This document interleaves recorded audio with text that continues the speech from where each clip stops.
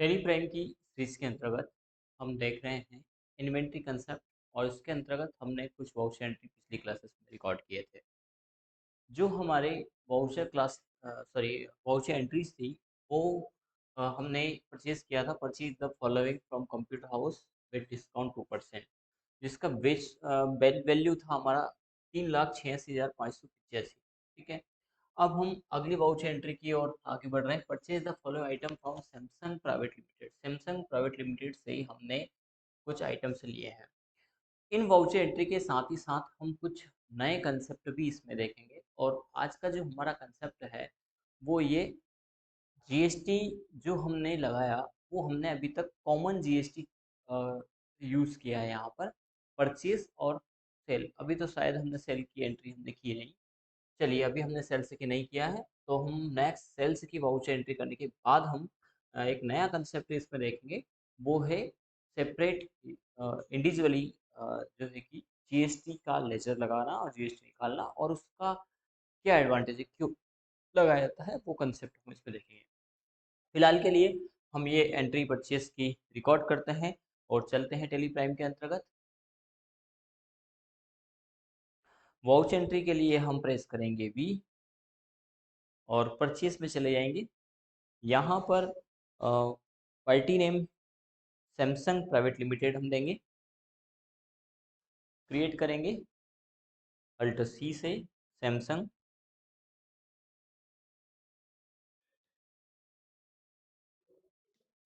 Sundry creditor,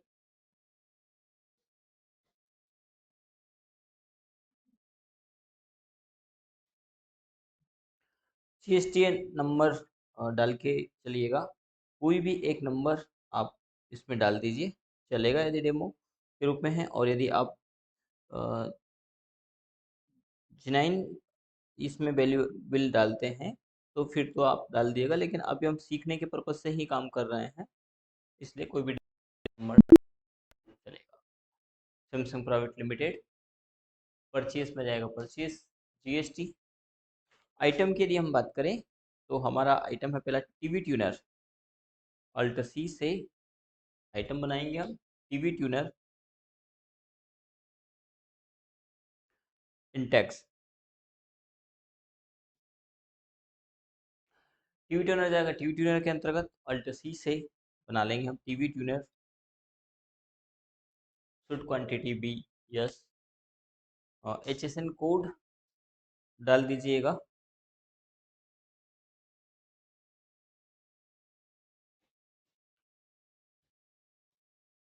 %18 pieces. Control से accept करेंगे। Quantity डालेंगे 5 पीस, 1250 रुपये। टीवी ट्यूनर के बाद अगला है मॉनिटर सैमसंग। अल्ट सी से मॉनिटर सैमसंग। कीवर्ड भी डिफाइन किया गया है 17 इंच, वो हम डाल देंगे। मॉनिटर का ग्रुप नहीं है तो हम बना लेंगे।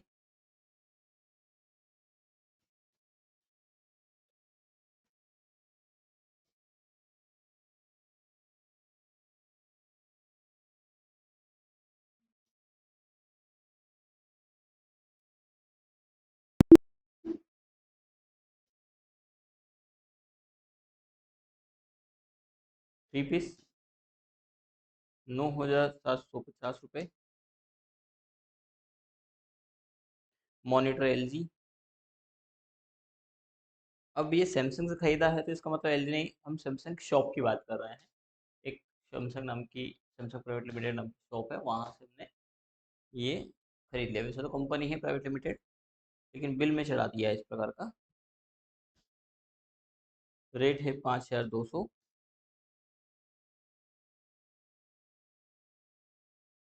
इस पर जीएसटी में अभी हमने कॉमन जीएसटी की कीवर्ड यूज़ किया है सेल और परचेस में, CGST HGST। और 72,570 ये बिल आ गया है हमारा। कंट्रोल ए से एक्सेप्ट कर देंगे। बैलेंस शीट के लिए बी प्रेस करेंगे और बैलेंस शीट में हम जाएंगे। तो यहाँ पर लाइबिलिटीज़ की बात करें ड्यूटीज एंड टैक्स के अंतर्गत, तो 1,10,230 रुपये और 66 पैसे हमारे माइनस में आ रहा है। ये कंसेप्ट भी समझने क्योंकि होता है कि हमारा कब जीएसटी माइनस में आएगा और कब जीएसटी हमारा प्लस में आएगा। ठीक है, तो अभी हमारा माइनस में आ रहा है लाइबिलिटी तरफ, यानी कि जब हमने आइटम परचेज किया तो ये जो टैक्स है ये टैक्स पे करता है कंज्यूमर, लेकिन चूंकि हमने माल परचेज किया है अब कंज्यूमर को जब हम बेचेंगे तब वो हमें देगा, लेकिन आज की स्थिति में हमें सन्डी क्रेडिटर को ये पे करना है, तो हम टैक्स के सहित सन्डी क्रेडिटर को ये पैसा पे कर देंगे।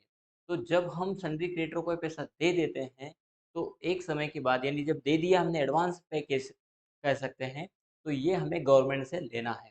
तो जब हम सन्डी क्रेडिटर डेटर्स को माल बेचेंगे और वो आइटम के ऊपर टैक्स देगा, तो वो टैक्स हम अपने पास ही रख लेंगे क्योंकि हम ऑलरेडी टैक्स पे कर चुके हैं। लेकिन यदि आपने सभी आइटम बेच दिए हैं तो सब आइटम हमारा प्रॉफिट में जाएगा, सीधी सी बात है।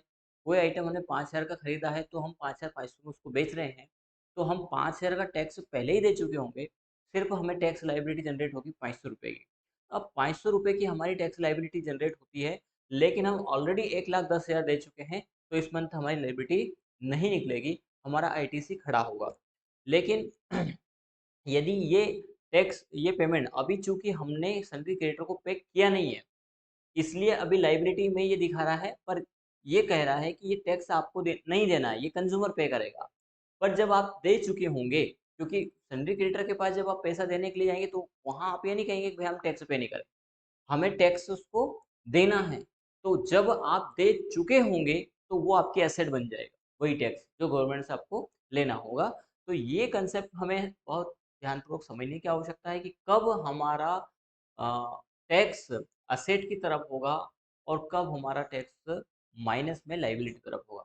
माइनस में भी हो सकता है, कुछ स्थिति में प्लस में भी आएगा। प्लस में कब आएगा? जब हम आइटम सेल कर चुके होंगे सारे और सन्डी डेटर हमें सारा पैसा दे चुका होगा, तो सीधी सी बात है कि उस स्थिति में हमें टैक्स लाइबिलिटीज पे करना रहेगी।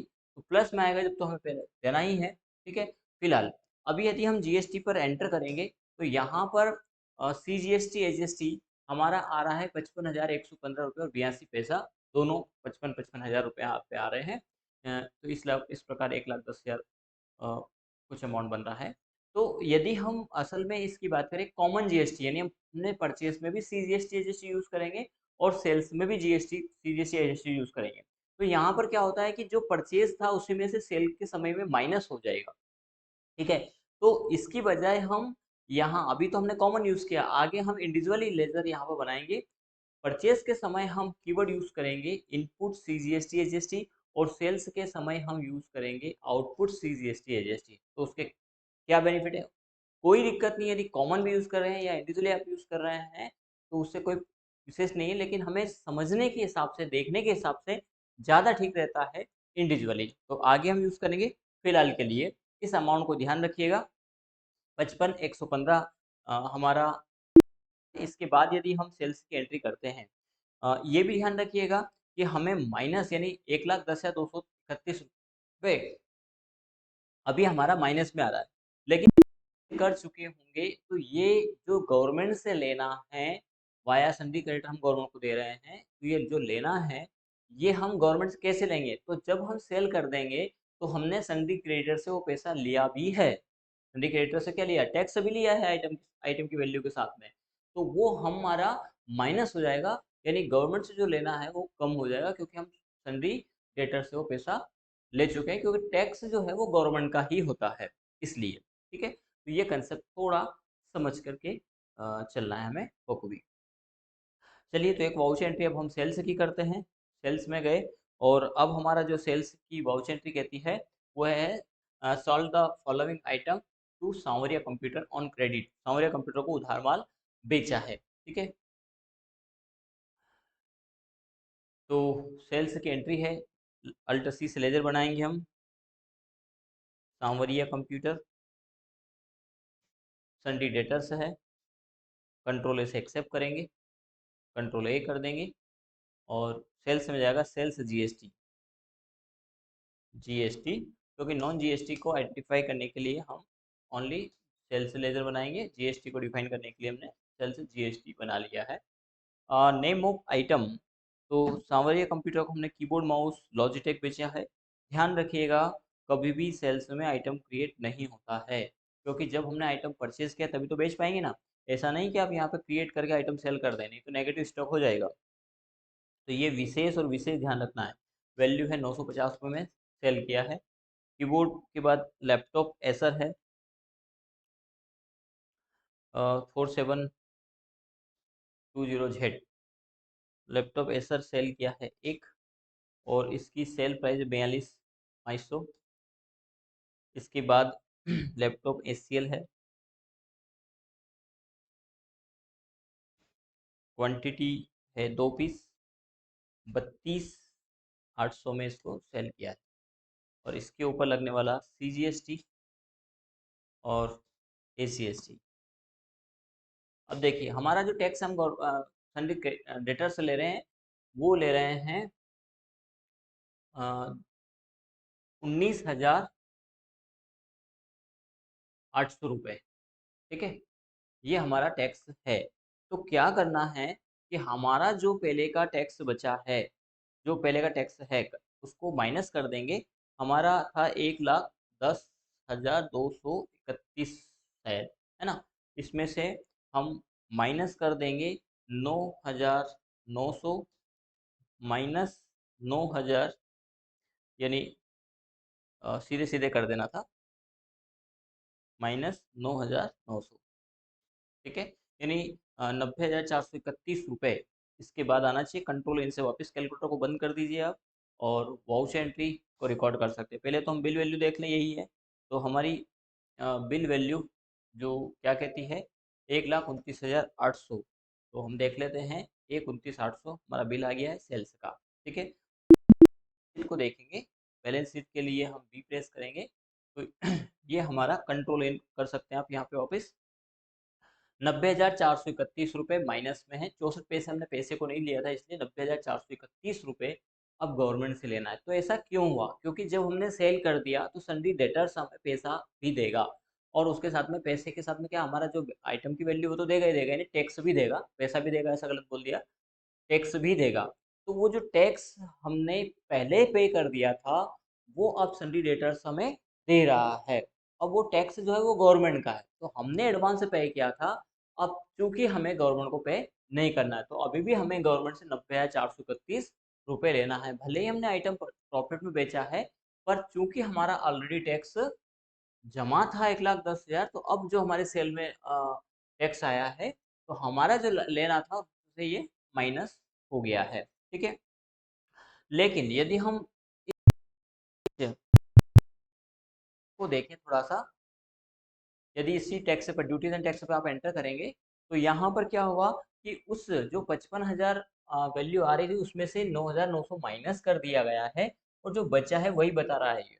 ठीक है, यदि हम यहाँ पर कॉमन लेजर ना लेकर के इंडिविजुअली लेते हैं, तो परचेस और सेल के दोनों का डिफरेंट बताता है, इससे हमें समझ में आता है कि ये हमने परचेस किया था और ये सेल किया था, इसके बाद जो बचा वो ये है। ठीक है, तो हम यहाँ पर ज़्यादा अच्छा है कि यूज़ करते input CGST SGST and output CGST SGST, जिसको हम आगे करने वाले हैं। तो हम जो वाउचर एंट्री है उनके अंतर्गत हमारे छोटे छोटे टॉपिक्स जो आएंगे, वो भी हम इसमें लेते जाएंगे और उन कंसेप्ट को भी समझते जाएंगे।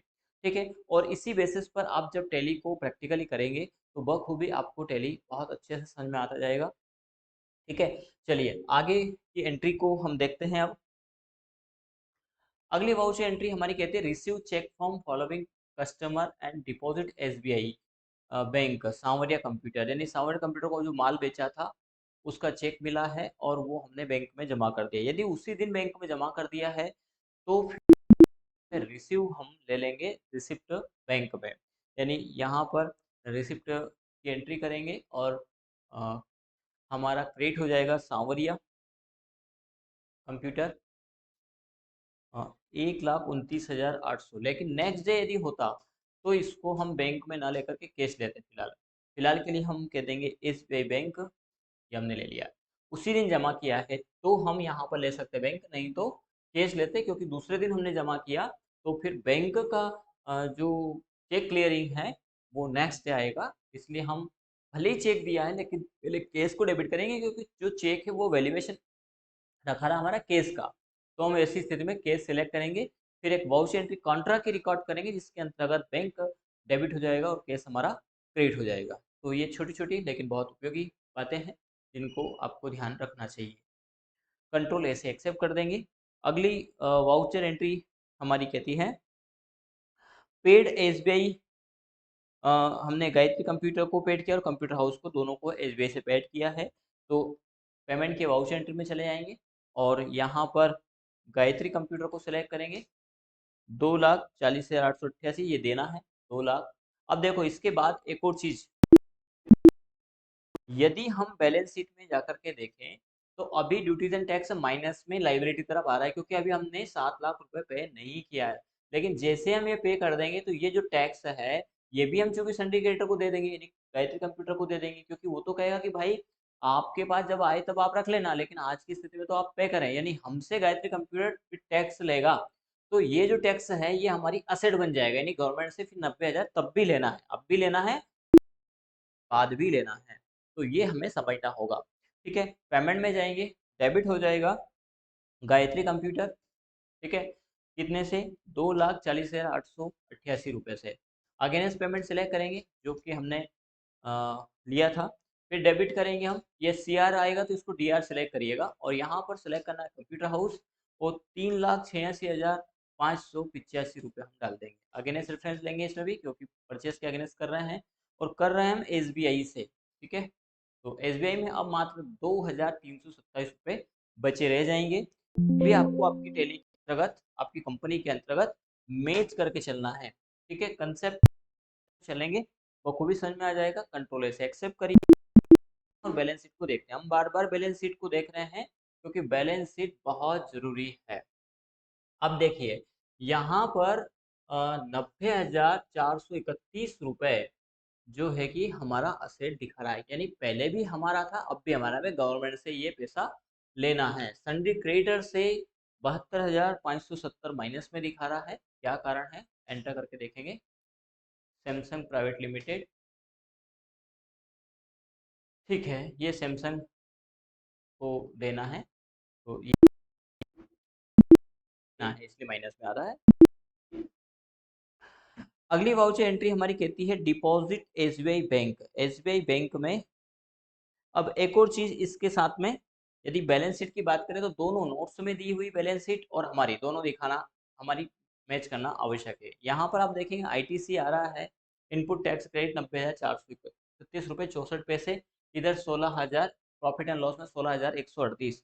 यदि हम अपनी बैलेंस शीट को मैच करें तो ये देखिए सेम बैलेंस शीट हमारा पैसे तक का हिसाब मिल गया है, यानी कि आपको भी नोट्स से बैलेंस शीट को मिलाकर चलना है। उससे क्या होगा कि ये पता चलेगा कि आपने वाउचर एंट्री सही किए या नहीं। देखिए पहली बैलेंस शीट हमारी मिल गई है, ठीक है, मैच कर गई है। और इसी प्रकार हमें वाउचर एंट्री के साथ में हमने बीच बीच में हर जगह बैलेंस शीट दिया है। सही गलत का कैसे अनुमान लगाया जाए कि हम वाउचर एंट्री सही कर रहे हैं, तो हर वाउचर एंट्री के, सॉरी बोल दिया, हर के साथ में दिया, लेकिन कुछ वाउचर एंट्री, जैसे अभी हमने 8 वाउचर एंट्री के बाद एक बैलेंस शीट दिया। इसी प्रकार जब आप आगे बढ़ेंगे तो यहाँ पर आपको 25 वाउचर एंट्री के बाद एक बैलेंस शीट मिलेगा, ये इसके बाद फिर बैलेंस शीट स्टॉक आइटम मिलेगा, फिर बैलेंस शीट मिलेगा। इस प्रकार बीच बीच में हमने इनको दिया है, जिससे क्या होगा कि जो बिगिनर स्टूडेंट हैं जिनको पहले जो सीख रहे हैं उनके लिए आसान हो जाता है ये बात पता करना कि हमने गलती तो की है, अब कहाँ की है उसके लिए हर वाउचर एंट्री को, यानी बीच में स्पीड ब्रेकर लगा रखे हैं हमने। ये स्पीड ब्रेकर क्या करेंगे कि आपको रिवर्स पहुंचाएंगे कि आपने कहीं ना कहीं गलती की है। यदि बैलेंस शीट आपका मैच नहीं कर रहा है, ये मान के चलिए कि कुछ ना कुछ गलती हुआ है, डेफिनेटली हुआ है, उसको आपको चेक करना है। अब समस्या यहाँ आती है कि 8 एंट्री के बाद जो बैलेंस शीट थी वो मैच कर गया, कहाँ दिक्कत है? बोले सर यहाँ तो मैच कर गया, लेकिन ये इसके बाद 2 एंट्री की है, 10 एंट्री की, इसके बाद की बैलेंस शीट मैच नहीं कर रही है। तो स्टूडेंट क्या करता है, यहाँ से बाद की एंट्री को ही चेक करते हैं कि यहीं कहीं गलती की होगी, और बेशक सब यही करेंगे कि हमने ये बैलेंस शीट मैच हो गई थी, इसके बाद की गलती हुई है, तो जहां से गलत हुआ है वहां से हम चेक कर लेते हैं। लेकिन ध्यान रखिएगा ऐसा कतई नहीं है, ऐसा कतई नहीं है कि आपकी ये बैलेंस शीट मैच कर गई इसका मतलब है कि इसके पहले वाली वाउचर एंट्री में गलती नहीं हुई है। क्यों? क्योंकि यहाँ हमने आइटम परचेज किए हैं, अभी तक इस बैलेंस शीट में सेल्स की एंट्री एक ही आई है। अब क्या होगा कि यहाँ तक की मैच कर गई, लेकिन इसके बाद आपने सेल किया। अब यदि आपने कोई आइटम परचेसिंग रेट डिफरेंट है या आइटम में चेंजेस है और आप सेल करेंगे, तो आप ये चेक कतई नहीं करें कि इसके बाद से ही गलती हुई होगी। हो सकता है कि इसके पहले में ही गलती हो, जब उस आइटम को सेल किया तो उसके बाद की बैलेंस शीट उससे प्रभावित होगी। तो ये ध्यान रखें, भले ही पहले की बैलेंस शीट मैच कर गई हो, यदि आपकी बाद की बैलेंस शीट मैच नहीं कर रही है और आपने इतनी एंट्रियों को चेक कर लिया है, इसके बाद पकड़ में नहीं आ रहा, तो आप इससे इस बैलेंस शीट के पहले की वाउच एंट्री को भी चेक करें और करें और करें ही। ठीक है, तो ये थोड़ा सा ध्यान रखना है। अगला हमारा deposit into SBI bank. Bank में हमने जमा किया क्योंकि बैंक में हमारे पास पैसा नहीं है, जबकि केस में हमारे पास पैसा 4,88,202 है। बाहर आएंगे और वाउचर एंट्री के लिए भी प्रेस करेंगे। एक कॉन्ट्रा की एंट्री हम करेंगे, क्रेडिट हो जाएगा हमारा केस, और हमने जो जमा किया है वो है हमारा 2 लाख रुपए। तो 2 लाख रुपए हम यहाँ पर डाल देंगे और एसबीआई बैंक सेलेक्ट करेंगे, कंट्रोल ए से एक्सेप्ट कर देंगे। इसके बाद हमारी अगली एंट्री कहती है purchase the following item from inter computer. कौन सी एंट्री है ये बता देते हैं आपको, ये वाला। आप स्क्रीन वीडियो को पॉज करके और इसको नोट कर सकते हैं, और यदि आपने नोट्स ले लिए हैं तो बहुत अच्छी बात है, नोट्स में सारी चीज़ दे रखी हैं। और आप यदि घर बैठे ही टेली प्राइम सीखना चाहते हैं तो 499 के सब्सक्रिप्शन चार्जेस पर घर बैठे ही कंप्लीट टैली सीख सकते हैं। इसी के साथ आपको नोट्स परचेज करना होगा हमारा, जिसका अभी जो प्राइस है वो 350 रुपये है। हो सकता है एक समय के बाद आप जब इस वीडियो को वॉच कर रहे होंगे तब इसका प्राइस बढ़ चुका होगा, क्योंकि ये फिक्स इसी रेट में देना दे पाना बहुत मुश्किल है। ये डिपेंड करता है कागज पेपर के बंडल के ऊपर। कागज की प्राइस बढ़ती है, सीधी सी बात है, प्रिंट टेस्ट के चार्ज बढ़ जाएंगे। फिलहाल के लिए आगे बढ़ते हैं। तो purchase the following item from inter computer with insurance charge 18% GST के साथ में 200 रुपये इंश्योरेंस चार्ज है, और discount on purchase 500 after GST. GST के बाद इसमें डिस्काउंट 500 रुपये है। चलिए, तो इस एंट्री को हम रिकॉर्ड करते हैं। परचेज में जाएंगे,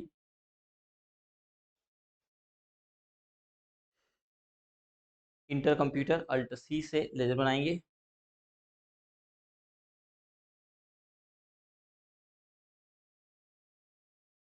सन्डी क्रेडिटर, कंट्रोल ए से एक्सेप्ट करेंगे, कंट्रोल ए करेंगे, परचेज में जाएगा परचेज जीएसटी। यहाँ पर हमने जो जो आइटम परचेज किया है उसमें सबसे पहला है मदरबोर्ड जेब्रॉनिक, अल्ट सी से लेजर बनाएंगे, आइटम बनाएंगे हम।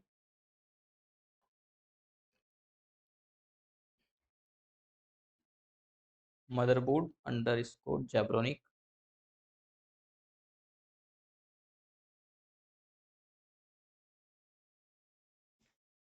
अंडर ग्रुप मदरबोर्ड आ जाएगा। जो बना नहीं है तो बना लेते हैं।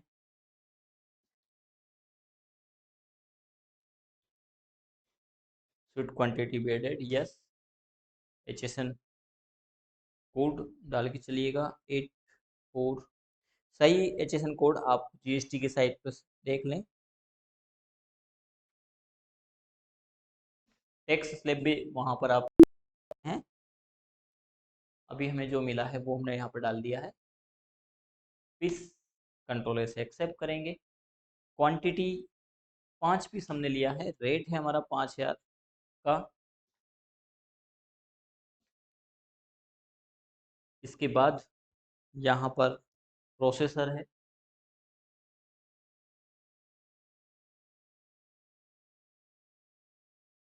Intex, sorry Intel DC processor आ जाएगा। प्रोसेसर में या सीपीयू जैसा आप बनाना चाहें। प्रोसेसर हमने बना दिया। Should quantity be radius, HSN code डाल के चलिएगा, 8471 4110, 18%। Control A, piece, control A. Quantity है 4 पीस, रेट है 4500 रुपये। ये सब पुराने रेट है, ड्यूल कोर आजकल बंद ही हो गया है, नया प्रोसेसर। और एक समय के बाद आइटम हमें सिर्फ कंसेप्ट के लिए समझना है, हम आइटम की मेन रूपरेखा पर नहीं जाएंगे, क्या चल रहा है। एक समय के बाद जो आज चल रहे हैं वो भी पुराने हो जाएंगे। अगला है मदरबोर्ड, असूस अंडर ग्रुप आ जाएगा मदरबोर्ड, कंट्रोल ए से एक्सेप्ट करेंगे।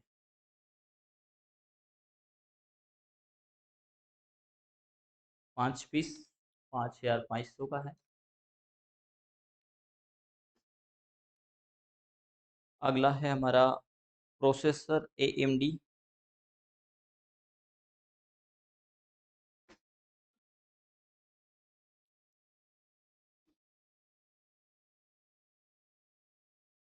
Athlon X2D core. Under group जाएगा प्रोसेसर या CPU जो आपने बनाया हो। नोट्स में शायद CPU दे रखा है, तो आप भी CPU बना लें। हम कंट्रोल एंटर करके इसको सही कर सकते हैं, CPU कर देते हैं क्योंकि कल कोई कन्फ्यूज़न ना हो।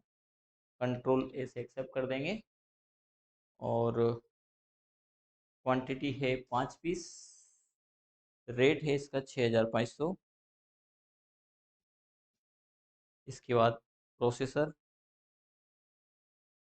इंटेल i3 6th जनरेशन, आज की जनरेशन 13 चल रही है, तो ये भी सब चेंज होने वाली चीज़ें कभी भी चेंज हो सकते हैं, अभी वही लेकर के चलेंगे। ये भी 5 पीस है, रेट है हमारा 2000। अब देखिए ड्यूल कोर का रेट 4500 रुपये है और i3 का 2000 है, तो रेट में और इन चीज़ों पर अभी कोई तर्क वितर्क नहीं करिएगा, ये जो डल गया वो है, ठीक है। फिलहाल हम इसी पैटर्न पर चल रहे हैं क्योंकि नोट्स में जो पहले डाल दिया गया था, त्रुटि सुधार हम कर सकते हैं लेकिन अब उसमें सब चेंजेस होगा, तो आप प्रैक्टिकल के बेसिस पे यही लेकर के चलिएगा, ठीक है। इसके ऊपर हमारा GST है, लेकिन GST के बजाय इंश्योरेंस चार्ज है, हम ले लेंगे इंश्योरेंस चार्ज। इंश्योरेंस चार्ज हमारा 200 रुपये है, तो यहाँ डाल देंगे 200 रुपये। इसके बाद अब हम यहाँ पर लेज़र बना रहे हैं कॉमन, सॉरी कॉमन ना बना करके इंडिविजुअली अल्ट C से एक लेज़र बना लीजिए। Input CGST duties and tax में चला जाएगा, GST के अंतर्गत CGST कंट्रोल A, और इसी प्रकार input SGST duties and tax के अंतर्गत, GST के अंतर्गत SGST कंट्रोल A से एक्सेप्ट करेंगे। एक 33 76 है, 76 है, इसके ऊपर 500 रुपये डिस्काउंट है, तो यहाँ पर आप GST के बाद डिस्काउंट ऑन परचेज -500 डाल दीजिए, तो ये हमारा बिल 13376 हो गया है। कंट्रोल एक्सेप्ट कर देंगे, डस नॉट एग्जिट।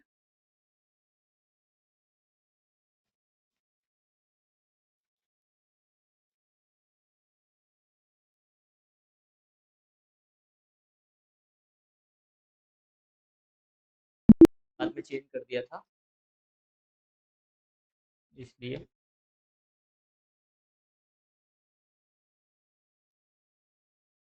ठीक है अब हो गया है।